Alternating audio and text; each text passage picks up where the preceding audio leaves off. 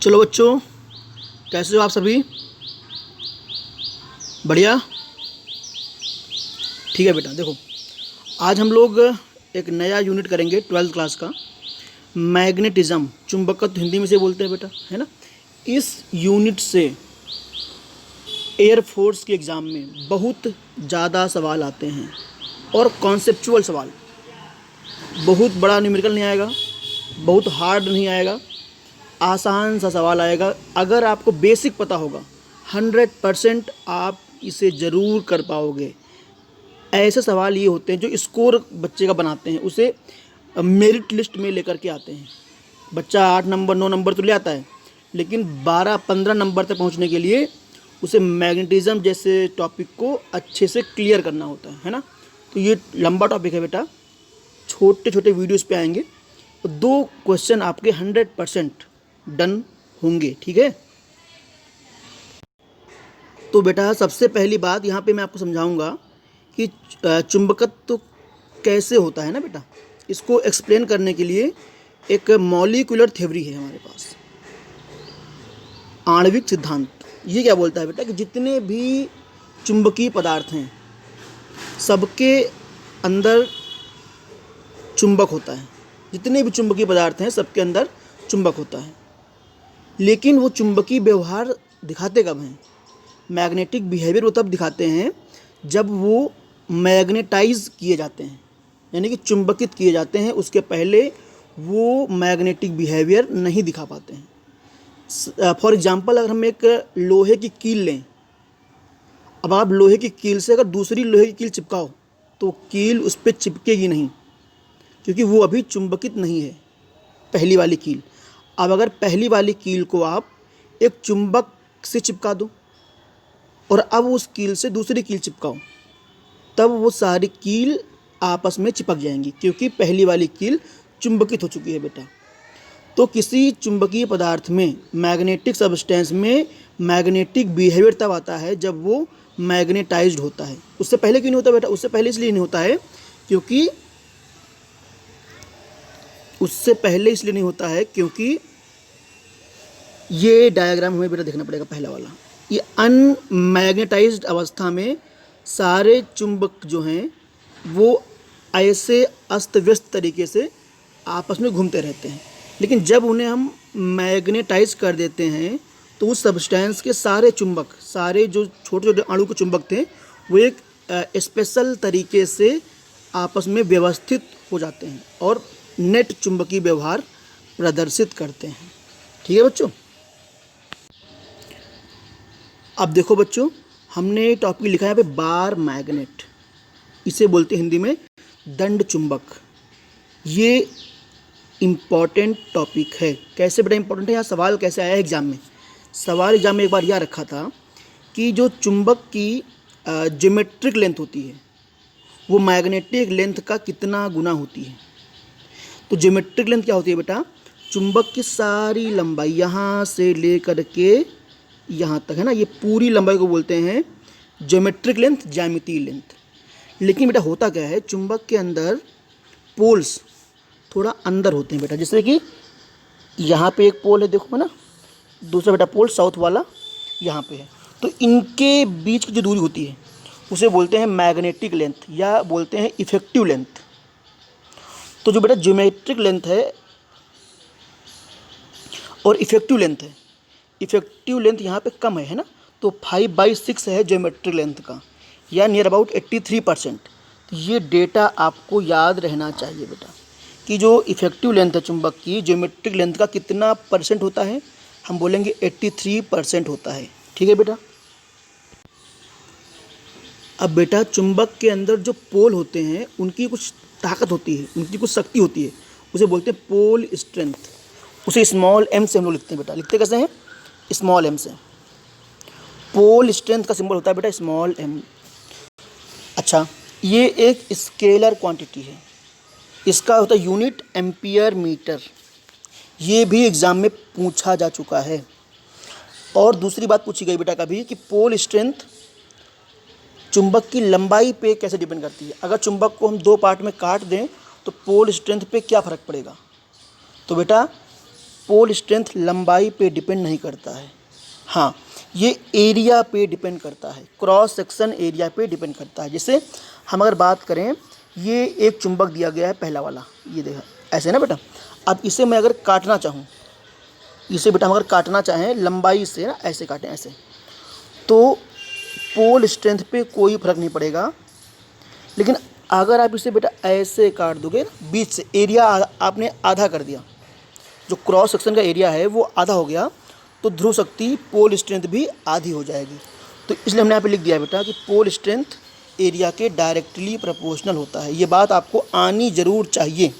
हाँ, अब आता है मैग्नेटिक डाइपोल मोमेंट। कितना इम्पोर्टेंट बेटा टॉपिक ये है, 100%, 100% यहाँ से सवाल आना ही आना है। अब ये होता क्या है, मैग्नेटिक डाइपोल मोमेंट चुंबकीय द्विध्रुव आघूर्ण, जिसे आपने कभी पढ़ा होगा बेटा वैद्युत द्विध्रुव आघूर्ण, इलेक्ट्रिक डाइपोल मोमेंट, वैसे ही होता है मैग्नेटिक डाइपोल मोमेंट। दोनों पोल स्ट्रेंथ में से किसी एक का मल्टीप्लाई कर लो बेटा, और जो इफेक्टिव लेंथ है उन दोनों का ये मल्टीप्लाई, इसे बोलते हैं हम लोग मैग्नेटिक डाइपोल मोमेंट। ये वेक्टर क्वांटिटी है। इसकी बेटा जो होती है डायरेक्शन, वो साउथ टू नॉर्थ होती है, साउथ टू नॉर्थ, यानी कि साउथ पोल यहाँ पे है ना बेटा, नॉर्थ यहाँ पे है, तो ये इस तरीके से ऐसे आएगा ना, ऐसे साउथ टू नॉर्थ। हाँ, साउथ वाले की पोल स्ट्रेंथ को नेगेटिव देते हैं -m, नॉर्थ वाले को +m, ये साइन कन्वेंशन है। इसका बेटा यूनिट अगर हम बात करें, एम्पियर मीटर स्क्वायर या न्यूटन मीटर अपॉन टेस्ला। ये बात बेटा आपको पूरी याद रहेगी, वैल्यू आना जरूर चाहिए। ऐसी बातें एग्जाम में हर बार आती हैं बेटा। अब देखो बच्चों, किस प्रकार के सवाल ग्रुप एक्स के एग्जाम में आते हैं या एनडीए के एग्जाम में आते हैं। ये एक प्लेट दी गई है बेटा, है ना, ये एक प्लेट आपको दिया गया है। इस प्लेट का रेक्टेंगल शेप है बेटा, आयताकार प्लेट है, और ये प्लेट है बेटा, इसका रेक्टेंगल का शेप बेटा है ना, ये रेक्टेंगल शेप की प्लेट है बेटा आपकी पूरी। इसकी हमने क्या किया, इसका magnetic dipole moment capital M दिया गया है हमें। अब हमने क्या किया बेटा, इसके अंदर छोटे छोटे छोटे छोटे रेक्टेंगल बाहर कर दिए, एन पार्ट उसके हमने बाहर किए, तो जो एक छोटा सा पार्ट बनेगा उसका मैग्नेटिक डाइपोल मोमेंट बेटा ये हो जाएगा m/n। भाई m पहले था, आपने n टुकड़े कर दिए तो n से डिवाइड कर दो। अच्छा, सवाल नंबर 2, ये सवाल बहुत इंपॉर्टेंट है बेटा। How you test a magnet. तुमको कोई सब्सटेंस दिया गया है, तो अब बताओ वो चुंबक है या चुंबकीय पदार्थ है। देखो, चुंबक और चुंबकीय पदार्थ, मैग्नेट और मैग्नेटिक सब्सटेंस में डिफरेंस है। कैसे पता करोगे आप। अब बच्चा बोलेगा कि गुरुजी हम चुंबक लाएंगे और चिपका के देखेंगे, अगर चिपक गए तो चुंबक है, नहीं तो चुंबक नहीं है। गलत। मैग्नेट लाओगे, ये बात आपकी सही है, लेकिन अगर वो चिपक गया तो यहाँ पे दो बातें बनेंगी बेटा, वो मैग्नेट भी हो सकता है और मैग्नेटिक सब्सटेंस भी हो सकता है। लेकिन अगर वो रिपल करेगा तब ये फिक्स है कि वो चुंबक ही है, क्योंकि मैग्नेटिक सब्सटेंस कभी चुंबक से रिपल नहीं करते, वो हमेशा अट्रैक्ट करेंगे। आप चुंबक का चाहे जो एंड उससे चिपकाओ, लेकिन अगर होगा मैग्नेट तो एक तरफ चिपकेगा तो दूसरी तरफ बेटा रिपल्सन शो करेगा। तो जो रिपल्सन होता है किसी चुंबक का टेस्ट करने का सबसे बेहतरीन तरीका होता है रिपल्सन, प्रतिकर्षण। ये बात आगे समझ में। गुड बेटा। देखो नेक्स्ट सवाल क्या है कि ये एक रॉड है बेटा, है ना, बार मैग्नेट है, ये एक प्रकार से दंड चुंबक है। इसकी पोल स्ट्रेंथ आपको दी गई है, इसकी लंबाई बेटा L है। L लंबाई कौन सी है, पोल के बीच की है ना, यानी कि इफेक्टिव लेंथ L है। अब इसका magnetic dipole moment capital M है। इससे अगर हम बेटा बेंड कर दें, इसे कन्वर्ट कर दें एक सेमी सर्कुलर आर्क में, सेमी सर्कुलर आर्क में कन्वर्ट कर दिया, तो अब बताओ इसका नया मैग्नेटिक डाइपोल मोमेंट क्या बनेगा। ये क्वेश्चन AA में आ रखा था एक बार, अभी 1-2 साल पहले के एग्जाम में। कैसे निकालोगे बेटा, वहाँ पे 4 ऑप्शंस थे कि कौन है इस सेमी सर्कुलर आर्क का नया मैग्नेटिक डाइपोल मोमेंट इस कैपिटल M के टर्म में, शुरू वाले के टर्म में बेटा। तो M की वैल्यू क्या होती है, M×L, ठीक है ना बेटा। गुड। अब अगर हम इसका निकालेंगे, इस वाले डायग्राम का, तो बेटा यहाँ पे इफेक्टिव लेंथ भैया हम तो लेते थे कि दोनों पोल के बीच की दूरी, ये डायमीटर हो जाएगा। तो m डैश इक्वल टू कोई पोल स्ट्रेंथ इंटू उनकी बीच की दूरी, डायमीटर है। अच्छा, अब ये डायमीटर निकालते कैसे हम लोग? Radius upon 2, twice of radius. जो बेटा होता है डायमीटर होता है रेडियस का डबल होता है। क्यों बेटा? बोलो।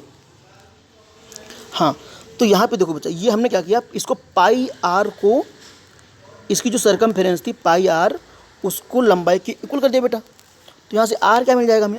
आर मिल जाएगा L upon pi.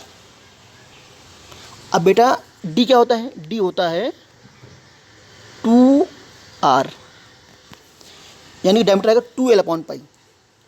2l upon pi बेटा, यहाँ पे थोड़ा सा मिस्टेक हो गया है, ये 2 हम लोग यहाँ करेंगे ऊपर 2l अपॉन पाई ना, तो ये स्मॉल m और इंटू l क्या बन जाएगा? कैपिटल M बन जाएगा। तो m डैश हमारा आ जाएगा 2m अपॉन पाई, ये नहीं है ना, 2m अपॉन पाई आ जाएगा बेटा। समझ में आ गया नहीं आ गया? 2m upon pi. तो ये वैल्यू आपको, ये सवाल बहुत इंपॉर्टेंट है, ये क्वेश्चन बहुत ज़्यादा इंपॉर्टेंट है, ठीक। अब बच्चों यहाँ बात आती है मैग्नेटिक फील्ड की लाइंस के बारे में, चुंबकीय बल रेखाओं के बारे में। तो अगर हम बात करें मैग्नेटिक फील्ड की लाइंस के बारे में, तो बेटा नॉर्थ पोल की मैग्नेटिक फील्ड लाइंस आगे जाती हैं, परपेंडिकुलर निकलेंगी। साउथ पोल वाली उसमें एंटर करेंगी परपेंडिकुलर।